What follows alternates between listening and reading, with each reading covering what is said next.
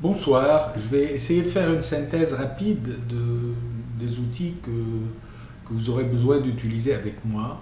Peut-être c'est déjà fait parce que vous avez déjà fait des cours avec moi, mais néanmoins je vais rappeler l'essentiel. Première chose, créer un compte dans GitHub. Si vous en avez déjà un qui n'est pas créé avec l'email isaeedulb, recréez-en un avec cet email. Donc il n'y a rien de très compliqué à créer un compte dans GitHub, mais je vais vous donner quelques conseils. Donc créez votre compte avec votre mail isaeedulb, donc ça va vous créer un compte.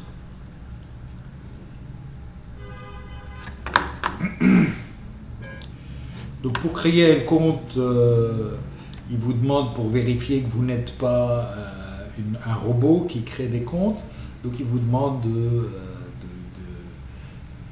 répondre à cette question. Je le fais.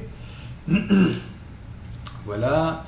Il vérifie que vous êtes bien une personne humaine et je joins le plan gratuit. Donc vous répondez à cet ensemble de questions. Moi je suis un enseignant, je fais des logiciels, etc. Mais vous choisissez la meilleure représentation de vous. Moi je suis un enseignant. Combien d'expérience dans la programmation vous avez? Enfin, vous répondez à toutes les questions. Pourquoi je vais utiliser GitHub? Par exemple parce que vous êtes un étudiant, parce que vous voulez créer des logiciels. Vous pouvez répondre ici dans ce cas-là à plusieurs réponses. Vous pouvez aussi, moi je vais créer, et j'ai déjà créé des pages GitHub, donc vous pouvez faire beaucoup de choses. Et vous êtes intéressé par quoi? Par exemple, vous pouvez dire Java, Python, Linux, Open Source, etc. D'accord? Open Data, pourquoi pas? Et je vais m'arrêter là. Donc, il y a eu un email d'envoyé pour que vous vérifiez cet email. Il est important que vous vérifiez cet email. Si vous ne vérifiez pas l'email, vous aurez du mal à recevoir les invitations, surtout quand je vais vous demander de vous rajouter à mes projets, les projets qu'on fera ensemble pour le développement. Donc vous vérifiez que vous avez reçu un email depuis GitHub, le voilà, et vous vérifiez votre email. Voilà, je le vérifie. Une fois que vous avez vérifié votre email, je vais vous demander de faire deux choses simples. La première, c'est oublier pour l'instant la création d'un dépôt ou d'une organisation ou apprendre GitHub. Vous le ferez vous-même si vous avez envie. Là, ce que je souhaite, c'est que dans votre profil, vous mettiez une photo de profil, un avatar qui me permette de vous reconnaître facilement.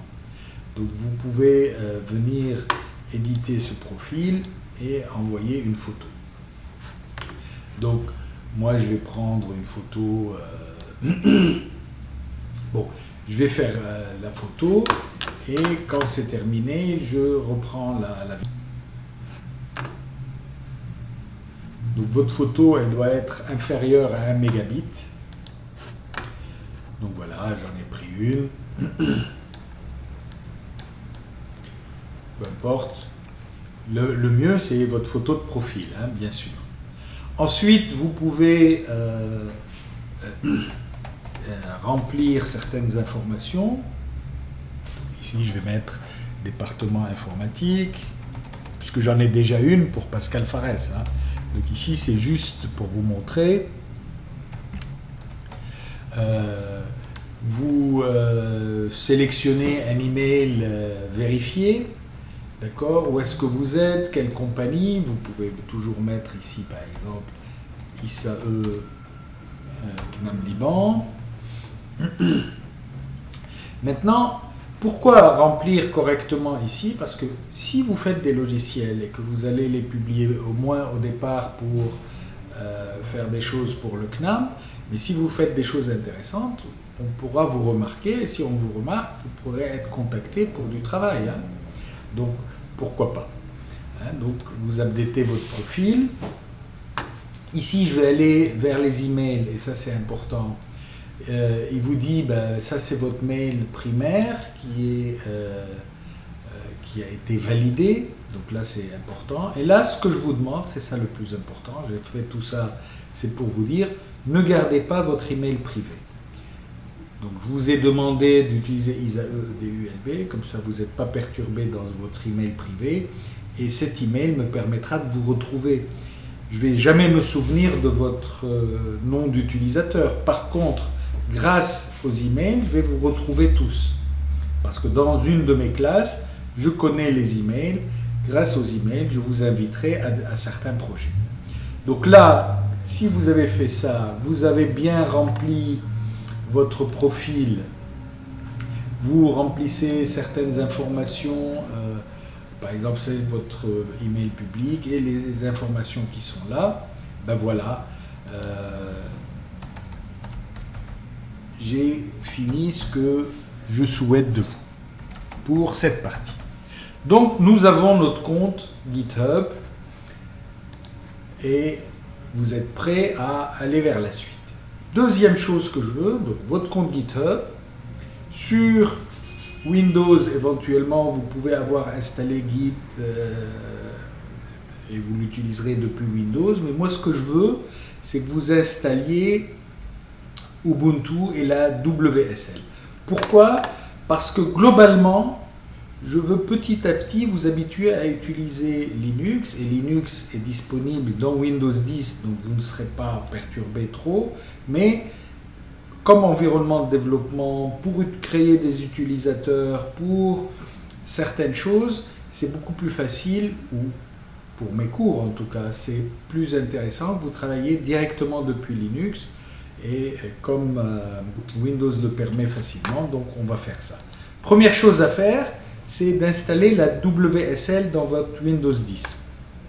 Pour faire ça, une manière très rapide, vous venez ici au Help, au Search qui est en bas, ici, vous tapez Turn, machin, donc vous avez Turn Windows Features and Off, et vous arrivez directement sur cette fenêtre, Windows Features, et vers le bas, il faut cocher Windows Subsystem for Linux. Vous avez vu, Windows Subsystem for Linux, vous le cochez, moi c'est déjà fait. OK. En général, si ce n'était pas coché et vous venez de cocher, il va vous demander de rebooter. Vous le faites.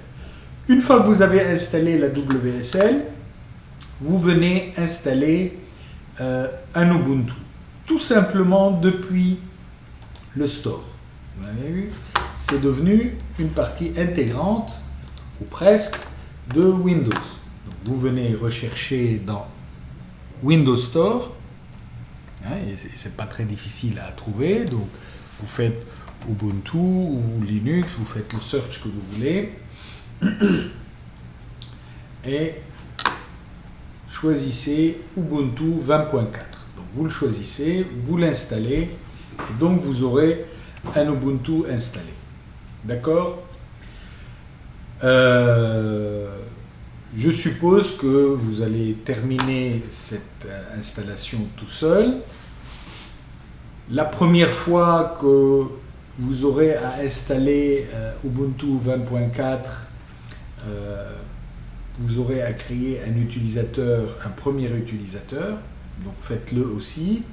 Je vais vous laisser vous débrouiller ici. Hein. J'ai une autre vidéo qui est en anglais, si vous voulez, je la mettrai aussi avec celle-là. Je n'ai pas envie de répéter. Donc je vous mettrai la vidéo où il y a les détails de comment installer Ubuntu la première fois. Mais je suppose que vous l'aurez fait. Cette fois-ci, je viens dans un PowerShell et je veux lancer par exemple Ubuntu. Donc tout simplement, je fais WSL et ça va me lancer l'Ubuntu que j'ai installé. Donc vous remarquez que je peux lancer Linux depuis un PowerShell. Donc c'est pas très compliqué. Si je fais rien dans WSL, il m'amène vers l'utilisateur par défaut. Dans ce cas-là, ici maintenant je suis dans Linux, hein. Si je fais lsb release -a, ça c'est une commande Ubuntu, ben là je suis dans la version Ubuntu 20.4, etc. Donc vous voyez, maintenant que je suis root, supposons que vous n'avez pas suivi la première installation d'Ubuntu juste après l'installation dans Windows Store, ben vous auriez à créer par exemple un utilisateur. Et moi en fait je suis dans Linux ici pour créer plusieurs utilisateurs. Donc par exemple je vais faire un add user qui est le user d'un cours donné. Je vais supposer c'est UTC 503 par exemple, hein. Donc je crée cet utilisateur, je vais lui donner un mot de passe, peu importe le mot de passe que vous choisissez. D'accord, voilà, je fais Enter, etc. Toutes ces informations sont correctes, je dis oui. Maintenant j'ai un utilisateur qui s'appelle UTC 503 et avec le mot de passe que vous avez défini ici. Je vais ajouter cet utilisateur à un groupe qui s'appelle le groupe sudo. Le groupe sudo, c'est le groupe qui permettra à l'utilisateur UTC 503 d'avoir de temps en temps les droits administrateurs. Donc pour faire ça, tout simplement, je fais add user de comme tout à l'heure.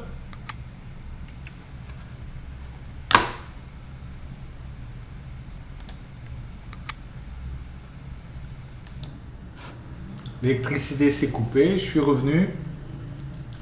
La lumière est devenue moins forte, donc maintenant mon background bleu va peut-être poser des problèmes. Donc je vais faire cette petite vidéo, je m'arrêterai là et puis je referai un autre bout demain matin. Donc je vais ajouter un utilisateur, par exemple je vais dire l'utilisateur que j'ai créé UTC 503, je vais le rajouter au groupe sudo, tout simplement je ferai UTC 503 sudo. Donc j'ai rajouté l'utilisateur UTC 503 au groupe sudo. On va voir à quoi ça sert. Donc je ressors d'ici. Vous avez vu tout à l'heure quand j'étais dans le PowerShell. Là on voit que je suis dans le PowerShell parce que le prompt est différent d'un prompt Unix. Dans mon PowerShell, je peux faire WSL cette fois-ci -U pour dire moi je veux rentrer dans Ubuntu avec le user UTC 503 par défaut. Donc je rentre ici au user UTC 503. Regardez ici, je suis cette fois-ci dans le user UTC 503. Si vous tapez la commande cd tout court, vous allez aller dans votre home directory qui est /home/UTC 503.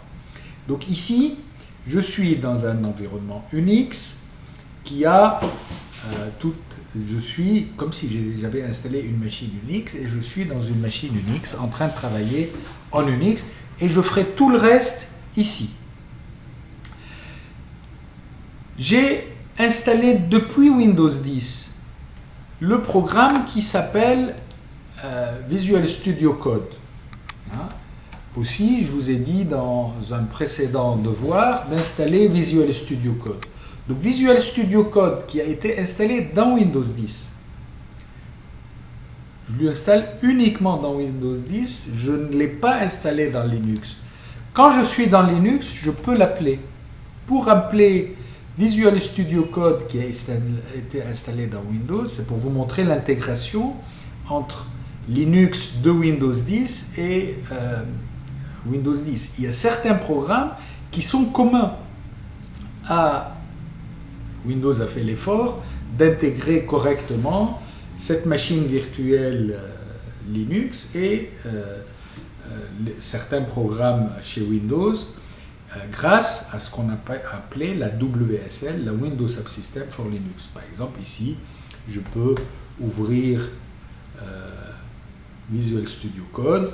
La première fois, il va m'installer certaines choses parce que comment j'accède Visual Studio, au fichier Unix depuis Windows, ben en fait il y a une notion de serveur et ce serveur va me permettre de lire les fichiers Linux depuis Windows. Hein. Donc voilà, il y a le download, j'attends qu'il se termine. Donc voilà, et on a fini d'installer le serveur, et pour une seule fois, ce download ici, ça a été fait une seule fois, et voilà mon Visual Studio Code. Ça vient, c'est la première fois, c'est un peu plus long. Et donc voilà, c'est un éditeur qui a été installé dans Windows que je vais utiliser dans Linux. Vous vérifiez, regardez, Starting Visual Studio Code in WSL Ubuntu 2004. Donc, tout va bien. Si vous êtes arrivé ici, c'est qu'on a fait un grand pas. Donc voilà, j'iconifie. Et pourquoi je fais tout ce travail qui est là? Parce que je vais voir si j'ai Git. Est-ce que j'ai Git? J'ai installé Git. Maintenant, je vais créer, si je souhaite récupérer des projets depuis GitHub, il faut aller dans GitHub. On va aller dans un exemple. Voilà. Je vais par exemple aller dans github.com /utc 503 /ISAE /utc 503. Donc ça c'est le dépôt pour le cours UTC 503. Donc si vous voulez récupérer tout ce code qui est là, vous viendriez ici, vous récupérez ce lien.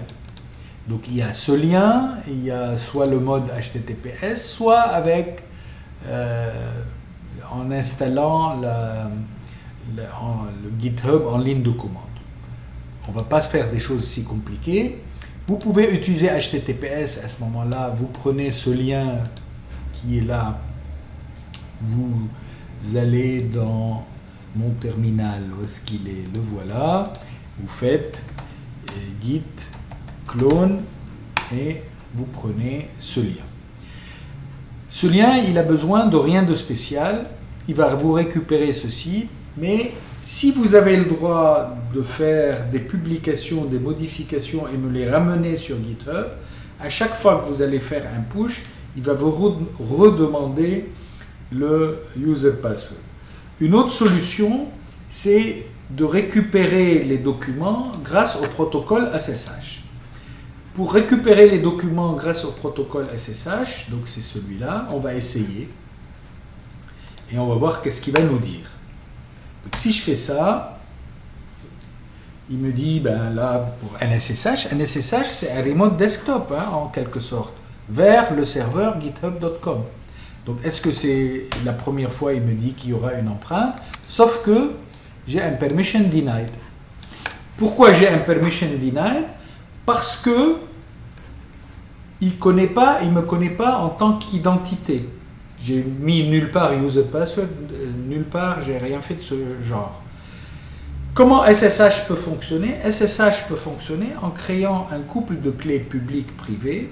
Je vais donner la clé publique à GitHub et ma clé privée, elle sera en local chez moi. Et donc, grâce à ce couple clé privée, clé publique, je pourrais me connecter sur GitHub. Comment on fait ça?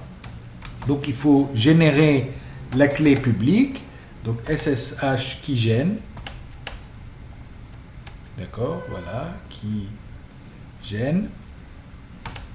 Donc je vais générer ma paire de clés, il me dit voilà où je vais la mettre, hein. Il me dit je vais la mettre dans Home UTC 503, vous faites tout par défaut, mettre un mot de passe pour la clé. Si vous allez utiliser votre clé, la mettre sur d'autres ordinateurs, vous mettez un mot de passe, sinon c'est pas utile, on va pas s'embêter. Donc je vais pas mettre de mot de passe pour ma clé, et voilà, donc j'ai généré un couple de clés publiques-privées. Je regarde, donc vous avez vu, ça c'est la clé privée, et ça c'est la clé publique. Maintenant je veux prendre la clé publique et la donner à GitHub, d'accord? Donc pour prendre la clé publique et la donner à GitHub. Donc, je vais l'ouvrir par exemple. Je vais ouvrir la clé publique dans un éditeur de texte. C'est un fichier texte. Hein. Vous allez voir la forme que ça a. Voilà la clé publique. Donc je la copie en entier, du début jusqu'à la fin. Vous vérifiez bien que vous n'oubliez rien. Vous ne la coupez pas, que vous ne la détruisez pas. Donc moi je copie la ligne en entier. Hein. Je fais CTRL-C, en copie. D'accord. Je repars dans GitHub. Où est-ce que j'étais? C'est ici. Non. C'est là. Oui. Vous allez dans votre profil. Dans votre profil, pas dans votre profil, pardon. Vous allez dans le Settings, voilà. Settings, donc pas de profil. Dans Settings, ici, quelque part, SSH and GPG Key, vous le prenez et vous ajoutez votre clé que je viens de créer. Donc, je la crée comme ça. Je fais Paste. Copy, Paste. Donc maintenant, cette clé représente cet utilisateur. Tout simplement. Donc voilà, je crée ma clé. Il me demande de vérifier que c'est bien moi, donc il me demande le password. Ça c'est GitHub qui me demande le password, parce que pour ne pas permettre à n'importe qui d'ajouter des clés. Donc j'ai rajouté cette clé. Je reviens maintenant à l'opération que j'ai faite tout à l'heure qui n'a pas pu réussir. Hein, je reviens à cette opération. Git clone. Cette fois-ci, le git clone va fonctionner. Pourquoi il a fonctionné? Parce que on a utilisé le protocole SSH. Le protocole SSH, soit vous faites user password, soit il utilise clé publique, clé privée. GitHub.com a refusé, puisque c'est dans la configuration SSH, il a refusé qu'on puisse faire par user password. Donc il ne fonctionne que par clé publique et clé privée. Donc voilà, GitHub, Linux dans Windows 10 avec la WSL, SSH, clé publique, clé privée. On est prêt pour pouvoir récupérer des projets que je vous fais pour que vous puissiez travailler dessus. Sujet de la prochaine présentation, un peu hors cours. Hein. Ça, c'est des présentations comme ça, génériques, qui vous serviront indépendamment du cours que vous êtes en train de suivre avec moi. D'accord? C'est n'importe quel cours, vous aurez à faire exactement la même chose pour travailler avec moi d'une manière pratique. Tout en apprenant Linux, tout en utilisant Git et GitHub, tout en ayant des concepts de développement open source, c'est-à-dire collaboratif. Voilà. Dites-moi si vous avez eu des problèmes pour arriver jusqu'ici.